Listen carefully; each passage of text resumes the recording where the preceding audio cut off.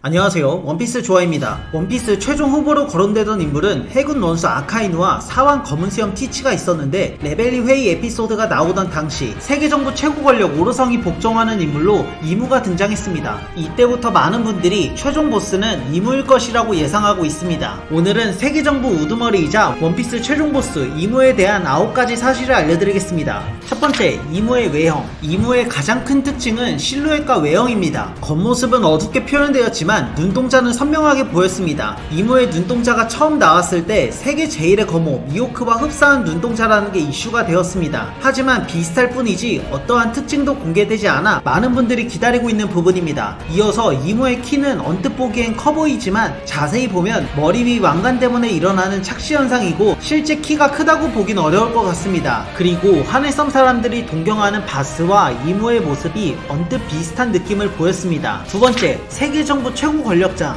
세계정부 최고 권력은 오로성으로 알려졌으나 실제 마리조아 내부에선 오로성을 무릎 꿇게 만든 인물은 이무이며, 오로성 이외에 이무를 본 사람은 사망한 알라바스타 국왕 코브라밖에 없을 정도로 외부에선 이무의 존재는 알려지지 않았습니다. 세계정부는 공백의 100년이 끝난 800년 전 고대왕국과 전투에서 이긴 20인의 국왕에 의해 만들어졌고, 이들은 창조주로서 성지 마리조아에서 살기 시작해 현재 천룡인들은 창조주의 후예로서 모든 권력을 누리면서 살고 있습니다. 20인의 국왕은 독재자가 나오는 걸 막고 독재하지 않겠다는 의미로 누구도 앉지 않는 허의 옥자를 만들고 약속으로 창조주 20명 각자의 무기를 하나씩 박아뒀습니다. 하지만 누구도 앉지 않기로 약속한 허의 옥자에 이무는 당당히 올라가 앉았고, 세계정부 최고 권력자로 알려진 오로성 5명이 허의 옥자에 앉은 이무에게 명령을 받기 위해 무릎까지 꿇었습니다. 이무는 머리 위에 왕관을 쓰고 있습니다. 어떤 이유인지 모르겠으나 자신이 최고 권력자이자 독재자인 걸 표현하기 위해 왕관을 쓰고 있는 건지 다른 이유가 있는 건지 아직 공개되지 않았습니다. 세 번째, 고대병기 우라노스. 오로성 5명이 이무를 만나러 가던 당시 세계 균형을 영원토록 유지할 수 없고 이쯤에서 한번 대청소를 할 필요가 있다고 말했습니다. 이무가 등장해 허의 옥자에 앉아있던 당시 오로성은 이무 앞에서 무릎 꿇고 역사에서 지워야 할 등불이 있냐 물었습니다. 그리고 얼마 뒤 혁명이 일어난 루루시아 왕국 하늘에서 엄청난 공격이 쏟아지며 국가가 사라지고 지도에서도 지우는 모습을 보여 엄청난 충격을 줬습니다. 루루시아 왕국을 공격하던 모습은 역대 사왕들의 공격과는 차원이 다른 범위의 강력함을 보였습니다. 이 정도 강함은 고대병기일 확률이 높고 우라노스, 플루톤, 포세이돈 3개 중 우라노스의 확률이 가장 높다고 보여집니다. 플루톤과 포세이돈은 원피스 연재 초반과 중반쯤 등장했지만 우라노스는 이름 이외에 어떠한 언급도 없었고, 원피스 연재 25년이 되어 최종장에 진입했다고 언급된 이후 등장한 걸 보아 세계정부가 우라노스를 보유하고 있는 것으로 예상되고, 이무의 지시를 받아 무기를 사용해 역사에서 지워야 할 것이 생겼을 때 사용하고 있습니다. 루루시아 폭격 후 지도에서 나라를 지우던 모습은 36년 전 천룡인들이 살고 있는 갓벨리가 역사에서 사라진 사건과 흡사한 모습입니다. 네 번째, 이무의 전투력.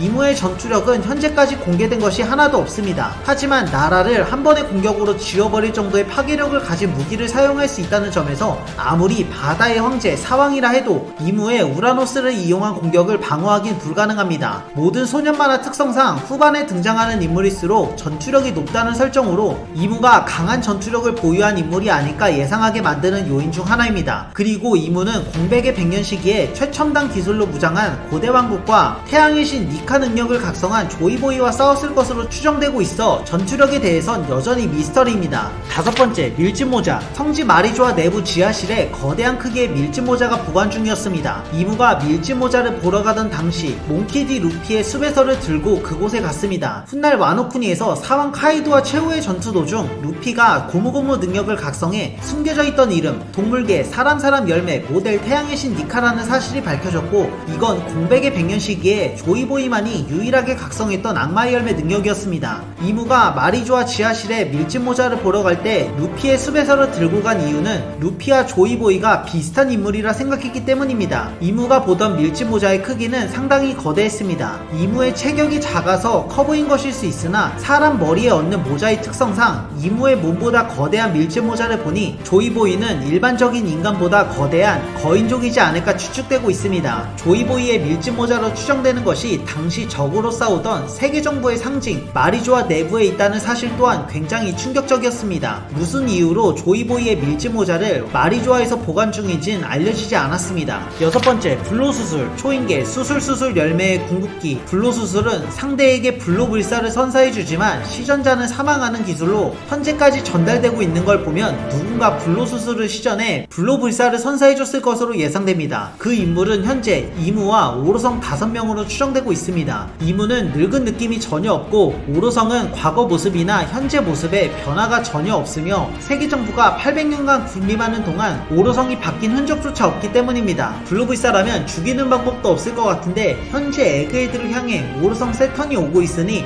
밀짚모자 해적관과 대결해서 오로성의 정체가 밝혀질 것으로 예상되고 그런 불로불사에 대한 힌트도 나올 것으로 보입니다. 일곱 번째, 마리조아의 국보. 전 칠무이자 돈키호테 가문 출신 도플라밍고는 과거 천룡인으로서 마리조아에서 살다 자신의 아버지의 어리석은 판단으로 하계에서 살게 되었습니다. 하지만 도플라밍고는 마리조아의 국보를 알고 있다는 이야기가 나오면서 엄청난 비밀이 숨겨져 있다는 떡밥을 남겼습니다. 심지어 마리조아의 국보를 알고 있는 도플라밍고를 암살하기 위해 대감옥 임페다운에 자객까지 보내는 등 세계정부는 비밀을 숨기기 위해 노력 중입니다. 세계정부가 숨기는 마리조아의 국보는 어떤 것일지 힌트조차 없는데 세계정부 최고 권력 이무가 비밀과 연결되어 있지 않을까 예상됩니다. 한때 많이 돌던 예상 중 하나는 조이보이, 목스디치백, 골디로저 같은 전설들 시체가 마리조아에 있어 그림자 열매를 통해 전설을 부활시킬 거라는 이야기가 있었습니다. 여덟 번째, 4개의 사진. 이무는 마리조아 꽃을 방에서 시간을 보내는 모습이 몇 번 연출되었습니다.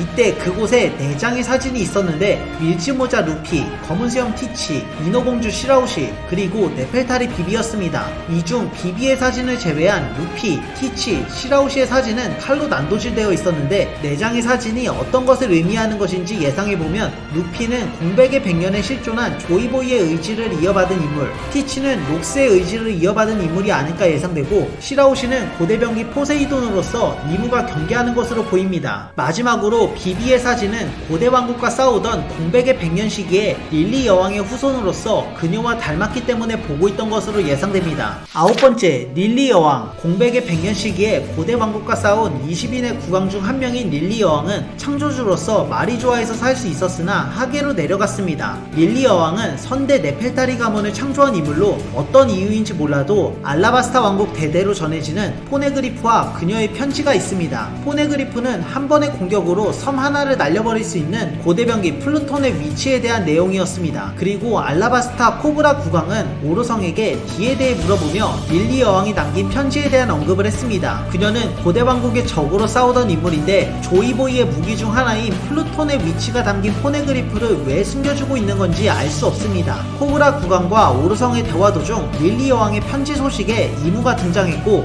코브라는 크게 놀랬고 오로성조차 당황하는 모습을 보였습니다. 이무와 릴리 여왕 사이에 어떤 이야기가 숨겨져 있는지 아직 공개되지 않았지만 최종장에 진입하면서 둘의 이야기가 공개될 것으로 예상됩니다. 오늘 영상은 여기까지입니다. 릴리 여왕과 조이보이의 관계에 대한 영상을 걸어뒀으니 궁금하신 분들은 한 번씩 보시면 포네그리프를 숨겨준 이유를 알 수 있을 것입니다. 다음 영상으로 찾아오겠습니다. 감사합니다.